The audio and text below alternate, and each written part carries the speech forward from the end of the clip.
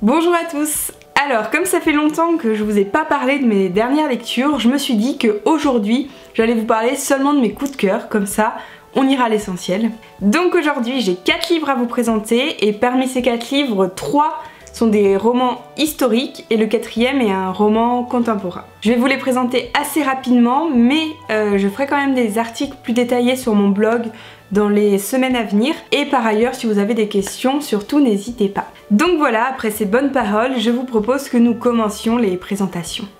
Alors le premier livre dont je vais vous parler, c'est en fait une saga. Il s'agit de la saga Le goût du bonheur de Marie Laberge, dont voici le premier tome, Gabriel, qui est quand même une petite brique, hein, comme vous voyez, je crois qu'il fait plus de 1000 pages. Alors comme je vous le disais, Le goût du bonheur c'est une saga qui est en 3 tomes, donc le premier c'est Gabriel, ensuite vous avez Adélaïde et Florent, le 3e et dernier tome.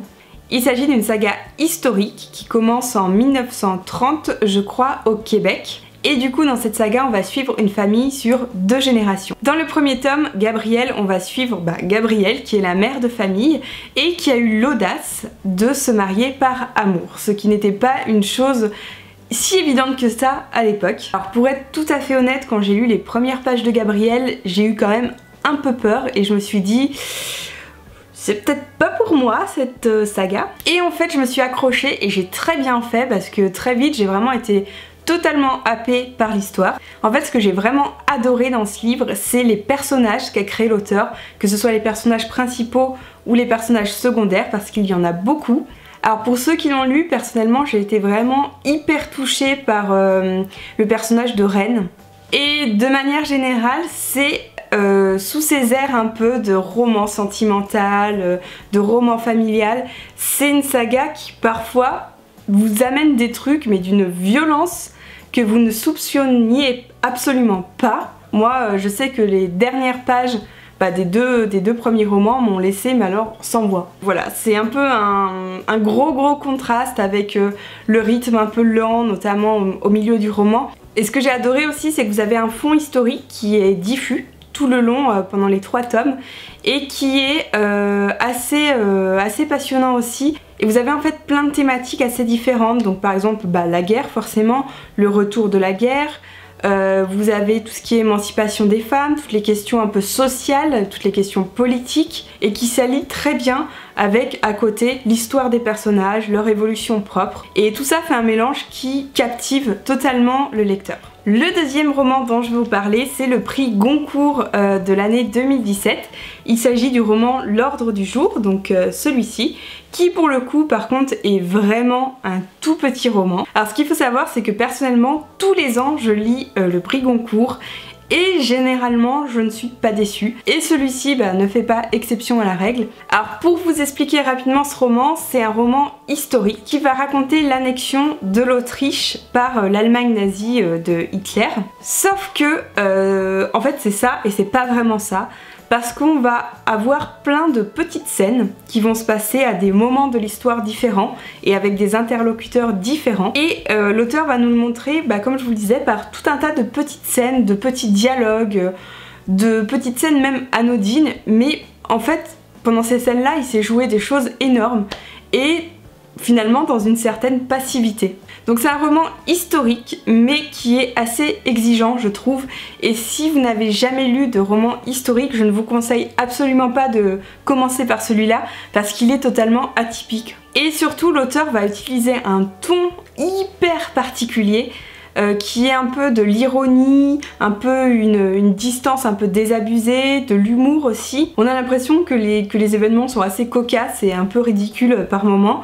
Puis après on se dit mais en fait, c'est là que tout s'est joué, avec ces gens qui sont totalement ridicules et avec cette lâcheté ambiante. Donc voilà, pour résumer, c'est pas forcément le livre historique que je vous conseille pour commencer, mais pour moi il a totalement mérité son prix et je suis très curieuse de lire d'autres livres de cet auteur.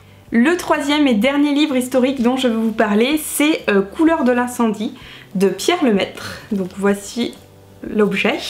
Alors Couleur de l'incendie, en fait c'est la suite du roman Au revoir là-haut, que vous connaissez peut-être et que je vous conseille à 1000%, mais pour être honnête, je pense que je ferai une vidéo pour vous parler de Revoir là-haut et de Couleurs de l'incendie parce que pour moi c'est vraiment un chef-d'œuvre. Dans ce deuxième tome, on va suivre des personnages qui étaient plutôt secondaires dans Revoir là-haut, et notamment le personnage de Madeleine qui est une héritière.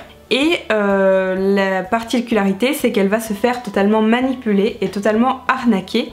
Et pendant tout le roman, il va être question de vengeance, de la vengeance de Madeleine sur ceux qui lui ont pris son argent. Donc pour ceux qui ont lu Au revoir là-haut, je pense que vous voyez que le thème de la vengeance est finalement un fil rouge entre les deux romans. J'ai adoré ce roman parce que j'adore la plume de Pierre Lemaitre, j'adore son humour, j'adore les personnages extrêmement cocasse qu'il présente. Dans Couleurs de l'incendie, on est à l'époque de la crise économique, donc dans les années 30, et ça va être vraiment une société qui change énormément, mais qui est quand même très semblable à notre société actuelle. À côté de ça, l'histoire est quand même très prenante, elle est vraiment très différente de Revoir là-haut, mais toujours aussi réussie. Vraiment, je vous conseille tellement de lire Au revoir là-haut et Couleurs de l'incendie. Personnellement, je suis pas déçue, hein, même si c'est très différent, ça reste toujours d'une qualité excellente. Et pour finir cette fois-ci avec un roman contemporain, je vais vous parler du dernier Delphine de Vigan qui s'intitule Les Loyautés. Donc moi j'ai pas la version définitive, je l'avais reçue de la part des éditions J.C. Lattès. Alors Les Loyautés, c'est un roman contemporain choc. je saurais pas comment le définir, pour moi c'est exactement ça.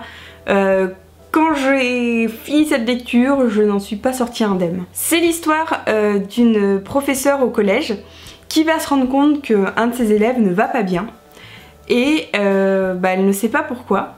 Et elle va essayer à tout prix de découvrir qu'est-ce qui se passe et pourquoi il est pas bien. Alors je ne vais pas vous dire quel est le problème de cet élève parce que j'aimerais vous laisser le choc de la découverte, parce que personnellement quand j'ai lu ce qu'était son problème, j'ai été scotchée. Alors faut savoir que j'adore Delphine de Vigan, j'aime tous ses livres, vraiment dès que je lis un de ses livres je me dis c'est tellement vrai et tellement beau en fait ce qu'elle écrit, c'est tellement réaliste que la violence qui en émane est encore pire que ce qu'on peut imaginer, parce qu'on se dit mais c'est pas exagéré, c'est ça, ces mots sont justes. J'ai adoré ce roman qui est difficile, donc je le conseille pas à tout le monde, pas parce qu'il est difficile à lire, mais parce qu'il est difficile dans les thèmes qu'il aborde et comme je vous le disais dans la violence qu'il montre. Voilà pour cette update lecture, j'espère que je n'ai pas été trop rapide sur les livres. En tout cas si vous avez des questions, surtout n'hésitez pas, ça me fera un plaisir de vous répondre. Et puis j'espère vous avoir donné envie